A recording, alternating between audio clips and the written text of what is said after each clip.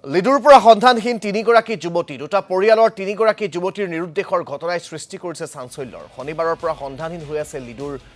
বজাৰ বস্তিৰ নন্দিতা আচাৰ্যী পুষ্পিতা আচাৰ্যী আৰু সঞ্চিতা দেৱ লিডু বজাৰৰ এখন কাপোৰৰ ব্যৱসায়িক প্ৰতিষ্ঠানত কৰ্মৰত আছিল যুৱতী তিনিগৰাকী কৰ্তব্যস্থলীৰ পৰা দুপৰীয়া আহাৰ গ্ৰহণ কৰিবলৈ ঘৰলৈ আহিছিল যুৱতী তিনিগৰাকী পুনৰ কৰ্তব্যস্থলীলৈ ওলাই যোৱাৰ পিছৰে পৰাই সন্ধানহীন হৈ আছে তিনিওগৰাকী যুৱতী ঘটনা সন্দৰ্ভত ইতিমধ্যে লিডু আৰক্ষী চকীত এজাহাৰ দাখিল কৰিছে পৰিয়ালবৰ্গই কোনো লোকে যুৱতীকেইগৰাকীৰ সম্ভেদ পালে 6002072722 নম্বৰত যোগাযোগৰ বাবে আহ্বান জনাইছে পৰিয়ালে দোকানৰ পৰা ওলাই কেনে একতৰ ঘৰত খাবলৈ গৈছে দুটা ছোৱালী কৈ গ'ল যে আমি আকৌ দোকানত গৈ আছোঁ তেতিয়াৰ পৰা মানে আমি পোৱা নাই সিহঁতিক তাৰ পিছৰ পৰা আমি ছানবিন কৰিলোঁ সব জেগাতে তো ৰাতি আকৌ ষ্টেচনত গ'লোঁ যে ডেমত আহিব ডেমতো অহা নাই তাৰপিছত আমি কৰিলোঁ সব জেগাত এলাৰ্ট কৰিলোঁ ফোন চোন কৰিলোঁ যিমান আমাৰ আত্মীয় স্বজন আছে সব জেগাতে আমি ক'লোঁ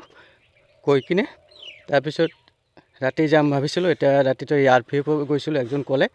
যে RPF ওচৰত গ'লে সেইটো নিৰ্দেশটো পাব আৰু এটা বজাত গৈছিলোঁ তো অফিচ কোনো নাই সেইকাৰণে আকৌ গুচি আহিলোঁ